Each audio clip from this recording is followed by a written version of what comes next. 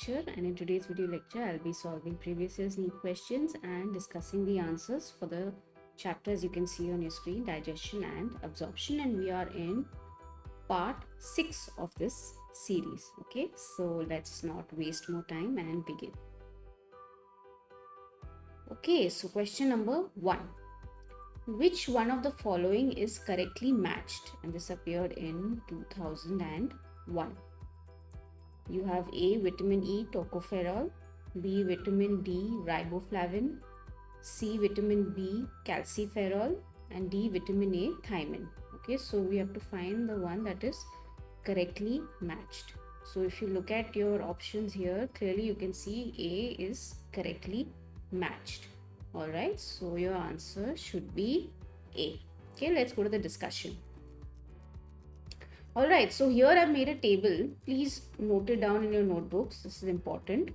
Okay, and I have written the vitamins and the corresponding name. Okay, so a question like that can appear in your exam. Alright, so you need to be prepared. So I've made a list of vitamins, and I've made another column for vitamin B complex also, and the corresponding names. Alright, so note it down and you can learn this table. Okay, so I've made it easier for you. Alright, so here you can clearly see it's vitamin E tocopherol.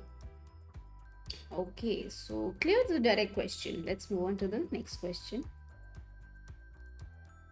Okay, so question number 2. Which food should be eaten during deficiency of rhodopsin in ice? And this appeared in 2000. You have A. Carrot and ripe papayas, B. Guava, banana, C. Mango and potato, D. None of the above. So now we are talking about deficiency of rhodopsin in ice. So amongst the options that we have, clearly A is the suitable and the appropriate answer for the question. So your answer should be A. Okay, let's go to the discussion. Okay, so rhodopsin is a pigment. Okay, it's a pigment in the rods of the ice. You have rods and cones, right? So rhodopsin is a pigment in the rods of the ice. Carrots and ripe papayas are good sources of vitamin A. So now vitamin A plays a very important role in maintaining the health of the eyes. So carrots and ripe papayas, okay, they are good sources of vitamin A. So when you have them, you have a good source. You're not deficient in vitamin A. So you have a good source of vitamin A, and that helps in maintaining your eye health. Okay, so that is why carrots and ripe papayas were the right answer for this. Again, a direct question. We have been getting direct questions now, right? So it's easy. It was easy to answer this question. Okay, next question. Question number 3. To which of the following families do folic acid and pantothenic acid belong? This appeared in 1999. So you have folic acid and pantothenic acid. So you have A. vitamin C, you have B. vitamin B complex, C. vitamin K, D. vitamin A. We've clearly studied this folic acid before. We know it belongs to the B complex, and pantothenic acid also belongs to the B complex. So clearly B, option B should be your right answer. Okay, so your answer is B. We've looked at the table earlier in the first question, so you can note that down. Clearly that everything is written in that, mentioned in that table, the vitamins and the corresponding names for that. Let's go to the discussion. Okay, so folic acid and pantothenic acid belong to vitamin B complex. Okay, this is B10, vitamin B10, and this is vitamin B5. Okay, so question number 4. Sorry about that bad photo. I tried my best, but anyway, as long as you can read it, and I'll be reading the questions, so it shouldn't be a problem. It's fine, I guess. Which of the following is mismatched? And this appeared in 1999. Okay, so you have to find the one that is mismatched. Okay, so you have A. vitamin A xerophthalmia, B. vitamin D rickets, C. vitamin K beriberi, D. Vitamin C, scurvy. So clearly you can see that they are talking about the deficiency diseases of the corresponding vitamin, right? So vitamin A, xerophthalmia is correct. Vitamin D, rickets is correct. Vitamin K, beriberi is incorrect. So this is the mismatched one. And vitamin C, scurvy is also correct. So your answer should be C. Okay, let's go to the discussion. So vitamin K's deficiency disease is hemorrhage. Okay, hemorrhage is when a blood vessel ruptures inside and there's bleeding. Okay, that's called hemorrhage.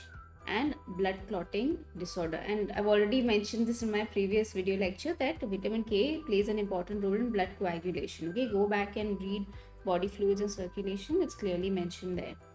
So if there's a deficiency in vitamin K, yes, blood clotting disorders will appear. So therefore, that was the mismatched one. Okay. Okay, so question number 5. Which one of the following is a protein deficiency disease? And this appeared in 1998. Okay, so you have A. Kwashiorkor, B. Night blindness, C. Eczema, D. Cirrhosis. So protein deficiency is definitely Kwashiorkor, and this is a very important. It's mentioned in NCERT. So please go and read marasmus and Kwashiorkor. Okay, both these diseases I have also deficiency diseases I have also discussed in the previous video lecture. Okay, in detail. All right. So clearly from the options given to us, it's A. Kwashiorkor. Okay, so your answer should be A. Let's go to the discussion. Okay, so it is Kwashiorkor is produced by protein deficiency. It's unaccompanied by calorie deficiency. It's not a protein and an energy malnutrition. It's only a protein deficiency. Okay, and results from the replacement of mother's milk by a high calorie, low protein diet in a child more than 1 year in age.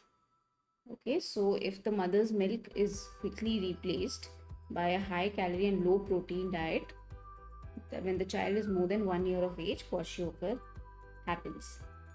Okay, and it shows wasting of muscles, thinning of limbs, failure of growth, and brain development. Okay, some fat is still left under the skin. Moreover, extensive edema and swelling of body parts are seen. Okay, all this whole description is present in NCERT. Okay, so this is important. Marasmus and Kwashiorkor for NEET. Okay, please study that. Clearly, this was again a direct question. Okay. Right, let's move on. Okay, so question number 6. Pellagra disease is caused by the deficiency of, this appeared in 1996. So you have A. niacin, B. tocopherol, C. riboflavin, D. folic acid. So we are talking about pellagra. Pellagra disease is caused by the deficiency of niacin. Okay, niacin is the cause of pellagra. Answer is A. Okay, let's go to the discussion. So pellagra is a deficient disease of vitamin B3. Okay, niacin is also called nicotinic acid. Okay, so if you see nicotinic acid, don't get confused. They're talking about vitamin B3. Okay, in this case. So that is the answer. I will be discussing what pellagra is in the consequent questions because similar questions have appeared later on. Okay, so don't get worried. Okay, if you don't understand pellagra. Alright, question number 7. Till now we've been getting direct questions, not been very difficult. Question number 7 is high cholesterol patients are advised to use, and this appeared in 1996. So we are talking about high cholesterol patients, okay, and they are advised to use A. ghee, butter and oils, B. groundnut oil, margarine and vegetable oils, C. fatty oil and butter, D. cheese, dalda and ghee. Okay, so clearly from these options, B is the appropriate answer. Okay, groundnut oil, margarine, and vegetable oils are usually advised to patients, high cholesterol patients. Okay, the answer is B. This was a little tricky, okay, because you had to find which is the right source, okay, for what you would advise to a high cholesterol patient. But clearly you can find out, because groundnut oil, margarine, and vegetable oils are these options are the odd one out compared to ghee, butter, and oils of fatty oil and dalda and cheese. Okay, clearly you can see that this is different from the rest of the options. So it was, if you had applied, if you didn't know, for example, and you came across such a question, you can find out. But we'll go to the discussion and see on what basis you should actually choose an option. It should be based on facts and not just guesswork. Okay. Okay, so a highly saturated fat diet causes increase in 15 to 20% blood cholesterol, okay, which is associated with weight gain and obesity. This is medical knowledge. Okay, so you have a highly saturated fat diet such as ghee, cheese, butter, which you shouldn't be having. They increase the cholesterol by 15 to 20%. Now, large deposition of fat in the liver forms increased forms of acetyl CoA, which eventually forms cholesterol. Okay, so if there is large deposition of fat in the liver, they form increased acetyl CoA, which eventually forms cholesterol. Okay, so acetyl CoA in the liver forms cholesterol. Okay, so we're having a large amount of fatty diet, like what I mentioned earlier, like butter or ghee or cheese, something like that. If your diet is consistent of that, then yeah, you'll have a high amount of cholesterol. So hence a low diet of saturated fat is recommended. So what I just mentioned, like sources of saturated fat,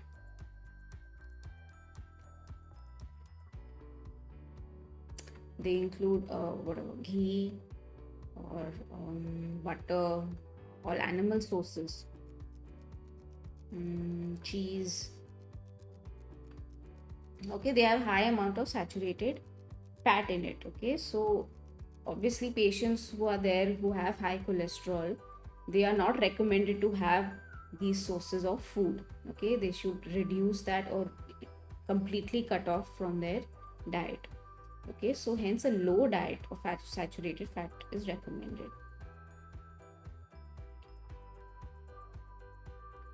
Okay, let me erase this.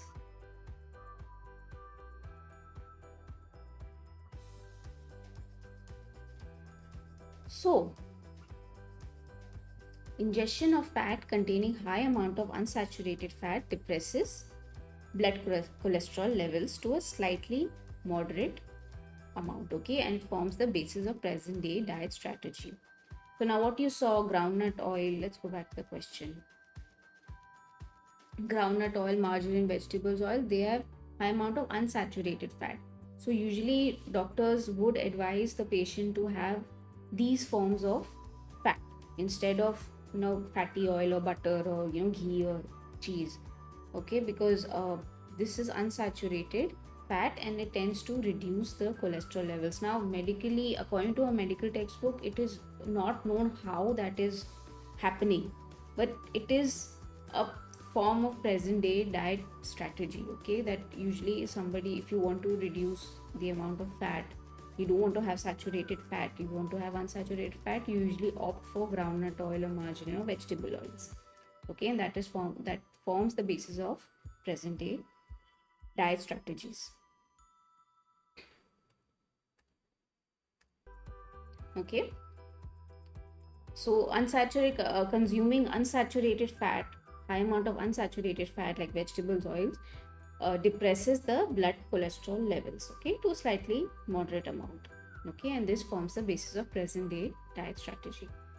All right, so clearly this is the scientific, the factual basis of selecting an answer. Okay, we don't go by guesswork, but clearly from what you saw there, option B was seemed like the odd one out, but now you know what is the reason for selecting option B, because now you had to select between saturated fat sources and unsaturated fat sources, and clearly now you know that unsaturated fat sources tend to decrease or depresses the blood cholesterol levels to a moderate amount, and so that is why you would opt for sources like that. Okay. All right, so this was a good question. Yeah, you had to apply a little bit of logic there, and you got to learn something new if you didn't know. All right, so let's move on to the next question. All right, so question number 8. The hemorrhagic disease of newborn, okay, hemorrhagic disease of newborn is caused due to the deficiency of A, vitamin K, B, vitamin B12, C, vitamin A, and D, vitamin B1. This appeared in 1995. So hemorrhagic disease of newborn is caused due to deficiency of vitamin K. Okay, we already discussed this in one of the previous questions. Hemorrhage that happens in your body, or blood coagulation disorders happen due to deficiency of vitamin K. So answer should be A. So hemorrhagic disease of newborn is a bleeding problem, okay, that occurs in a baby during the first few days of life. All right, and this deficiency of vitamin K is the cause of it. Okay, the deficiency of vitamin K is the cause of hemorrhagic disease of newborn. Okay, it happens in newborn babies in the first few days of the life. All right, so again, clear, you could have guessed the answer if you knew vitamin K. Obviously, deficiency of vitamin K is the result of hemorrhagic diseases or blood coagulation disorders. So yeah, vitamin K is the problem here, the culprit. Okay, next question. Question number 9. The vitamin C or ascorbic acid prevents A, scurvy, B, antibody synthesis, C, rickets, D, pellagra. It's appeared in 1995. So vitamin C or ascorbic acid prevents scurvy. Okay, scurvy is a deficiency disease of vitamin C, or it's also called as ascorbic acid. Okay, answer should be A. Let's go to the discussion.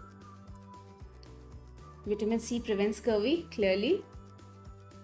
So vitamin C, now what is vitamin C responsible for? Okay, it is responsible for activating prolyl hydroxylase. Okay, prolyl hydroxylase is an enzyme. Okay, and this promotes the formation of hydroxyproline. Now, where is hydroxyproline used in? It is an important constituent of collagen. Now, collagen is the basis, it is the matrix of all your tissues, right? So, if hydroxyproline, now, if for example, prolyl hydroxylase is absent, then hydroxyproline will also be absent. So, because of that, it will affect the collagen formation, correct? So, that is why vitamin C is important. Right, so deficiency of vitamin C for 20 to 30 weeks causes scurvy. Okay, and the main effect of scurvy is failure to heal wounds. Okay, it is a failure to heal wounds. It also causes cessation of bone growth. That means bone growth stops due to the absence of new collagen, due to which bones fracture easily. Okay, clearly logical. Blood vessels also become fragile because endothelial cells are not cemented together and collagen fibrils are not formed. Okay, so blood vessels become fragile because of that, and due to which capillaries rupture, causing hemorrhage. Yeah, so if collagen was absent, clearly blood vessels would be fragile. Endothelial cells over here are not cemented together, and so they tend to rupture easily and there'll be bleeding. In extreme cases, muscle cells fragment, gum lesions occur. Muscle cells, they begin to fragment, gum lesions occur. Lesions are lesions, or whichever we pronounce it, they are like scars that begin to appear in the gum. Okay, loosening of teeth happens. This is a very extreme case. Mouth infections develop. There's vomiting of blood, bloody stools, and cerebral hemorrhage occurs. Okay, and finally high fever develops before death. Okay, high fever develops before death. Now this information here is all extra. Okay, you need to know that vitamin C prevents scurvy, but I'm telling you how. Okay, I'm just showing you or giving you information on how what scurvy, what happens in the case of scurvy. Okay, so that now it's embedded in your brain. Okay, now you know, when you connect the dots, you know what scurvy is responsible for, or what vitamin C is responsible for. Okay, so in terms of need, yeah, they will just ask you, what vitamin C prevents, what's the deficiency disease. Okay, but this is what's actually happening. Okay, so this forms the basis of your answer. So yes, scurvy can be fatal if not treated, obviously. So in the olden days and all, the sailors would travel for days and weeks and months and all in those boats or in the ships. Okay, and they would not have sources of vitamin C, and because of that, mostly the scurvy was seen in sailors. Okay, so that is one thing that you can remember, you can connect vitamin C and scurvy with. All right, so clearly this was a direct answer. This is easy. In terms of your question, if you go back, yeah, it was quite direct. I've only given you extra information to form the basis of this answer. Vitamin C or ascorbic acid prevents scurvy.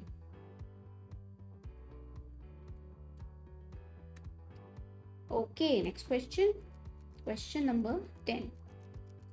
Calcium deficiency in the body occurs in the absence of A. Vitamin C, B. Vitamin D, C. Vitamin B, and D. Vitamin E. This appeared in 1994.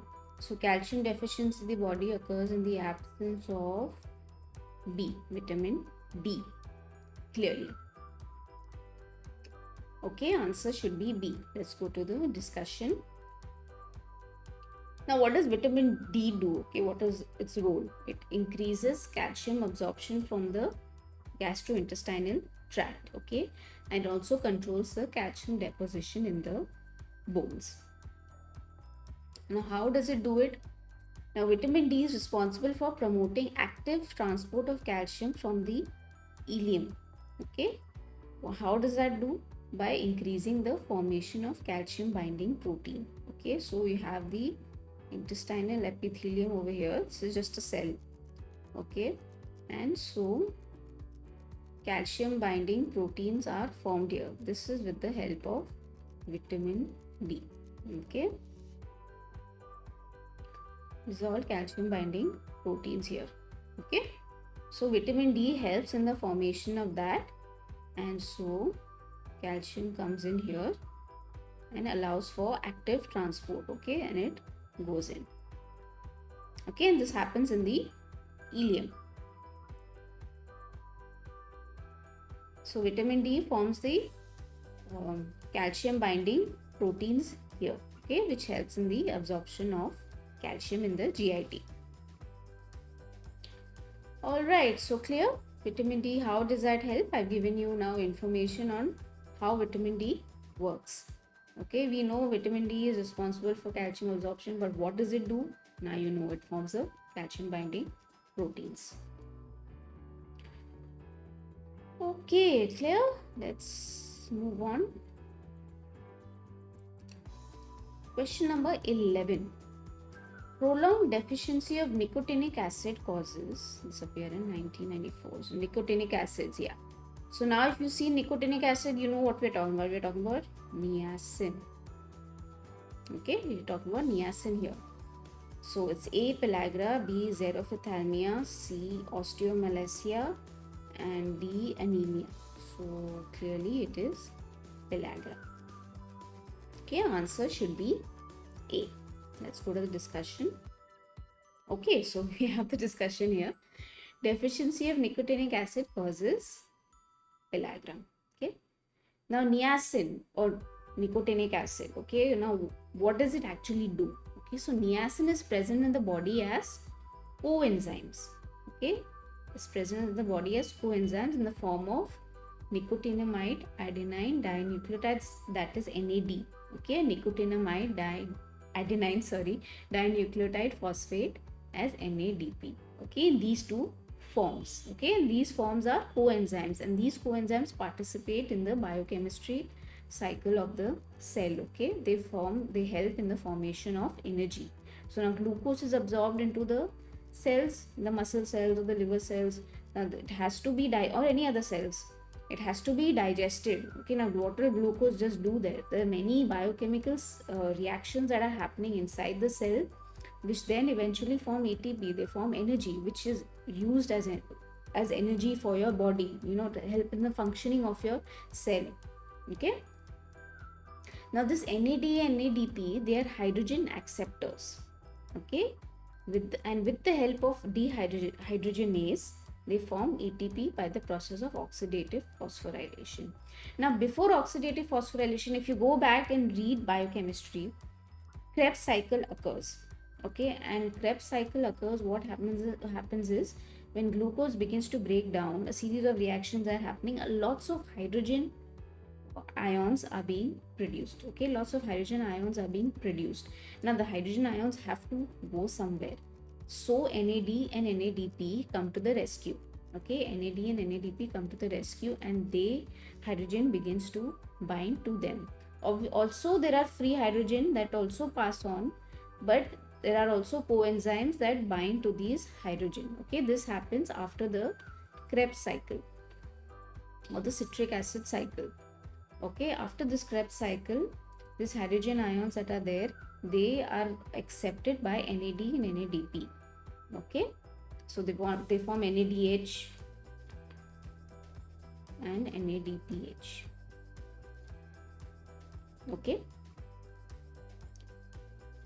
now with the help of dehydrogenase, they form ATP by the process of oxidative phosphorylation. Okay, there's another, now after this happened, then there's another series, as in dehydrogenase helps in the binding of this NADH, NADPH, and then they go into the oxidative phosphorylation. That's another cycle. After Krebs cycle, there's oxidative phosphorylation, which then eventually forms ATP. Okay, that's how glucose forms ATP. Okay, that's your energy. Okay, that's energy that you're actually using. You're not using glucose directly. Glucose is the basic form of sugar that is there. Okay, that gets absorbed. Then what does glucose do? Glucose has to be further broken down. Okay, so that's why a series of cycles are happening. This Krebs cycle, then after that there is oxidative phosphorylation, where eventually ATP is formed. Okay, so now let's come back to the nicotinic acid, the basis of a question. Niacin or nicotinic acid forms NAD and NADP. Now just imagine if this was absent, if niacin was absent. Okay, because you're not eating a proper diet, obviously then ATP will not be formed, okay, as efficiently as it should be, correct? So then that would be a problem. You will not get the energy that you need to for your body functions to happen, right? So that becomes an issue. Okay, that becomes a problem in your body. So deficiency of nicotinic acid eventually causes pellagra. We'll come to pellagra and what happens in pellagra. Another important story: people on a corn diet causes niacin deficiency. So if a person is just having corn, okay, it causes niacin deficiency, because why? Corn is deficit in the amino acid tryptophan, okay, which can be converted in limited quantities to niacin. So now that if corn diet is there will be niacin deficiency, because corn is deficit in tryptophan. Now, tryptophan is an amino acid which helps in the formation of niacin. But if you're having too much corn, then tryptophan will not go into your body, right? And that will not eventually form niacin, which we need, correct? So somebody who's on a high corn diet will have this problem, okay, in too much amount, okay, too much deficiency of niacin would then form, okay, in a person on a corn diet. Okay, clear? If you go back to our question, yeah, prolonged deficiency of nicotinic acid causes pellagra. For NEET, this much is enough. What I've given you is extra information, okay, to help you understand and form the basis for this question.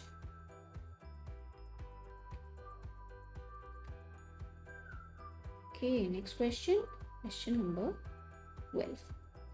Which of the following pair is characterized by swollen lips, thick pigmented skin of hands and legs, and irritability? Okay, so you have this appeared in 1993. You have A. Thiamine, beriberi, B. Protein, kwashiorkor, nicotinamide, pellagra, iodine, goiter. So all these characterizations that you see, the symptoms, swollen lips, thick pigmented skin of hands and legs, and irritability appears in pellagra. Okay, which is a deficiency disease of niacin. Okay, so your answer is C. Okay, let's go to the discussion. So deficiency of niacin causes pellagra, we already know that. Now, the early stages of niacin deficiency, it causes muscle weakness and poor glandular secretion. Okay, in severe deficiency, there is tissue death. Okay, remember this, in the early stage it causes muscle weakness and poor glandular secretion, and in severe deficiency there is tissue death. Now, pathological lesions appear in the CNS, okay, resulting in dementia and psychosis. So neurons are also being affected, okay, in this case, and that results in dementia and psychosis. Skin develops cracked. You have cracked skin, you have pigmented scaliness in areas with irritation or sun irradiation. Hence, in such conditions, the skin is not able to repair itself. Okay, in such conditions, skin is not able to repair itself. So it causes inflammation of mucous membranes of the mouth and in parts of the GIT, leading to hemorrhage. Okay, so this is what pellagra does. Okay, you have pigmented skin, you have swollen mouth, there's inflammation of the mucous membrane that is there of the mouth, and also in parts of the GIT, leading to hemorrhage. Okay, the skin develops cracked, there's pigmentation, scaliness in areas with irritation or sun irritation. So the skin is not able to repair itself because of this. So that's why now you understand how niacin is very important. Okay, niacin is very important for your body, even though it just forms a coenzyme, but yes, it's a very important coenzyme for your body. So to go back and answer your question, yeah, your swollen lips, thick pigmented skin of hands and legs, and irritability. So that's clearly pellagra. Okay, that is the answer. Clear? I would suggest that you note this down in your notebooks. Okay, so that you know what pellagra is. Even when I discussed scurvy, you know what scurvy is now, okay, in detail. Okay, and if you get a question in NEET where they've asked you, what is the they've given you a set of symptoms and they want you to identify the correct deficiency disease for it, then you can do it. Okay, so next. Okay, so we've come to the end of this video lecture, and it was a short one compared to the other videos, and I hope you've enjoyed today's video lecture, and I hope you've learned something new today, and I'll be back in the next video lecture. All right, I'll see you soon, and please don't forget to like, share and subscribe to MJ NEET Biology, and I'm also available on Facebook, Twitter and Instagram, so you can follow me there for more updates. All right, I'll see you then. Bye.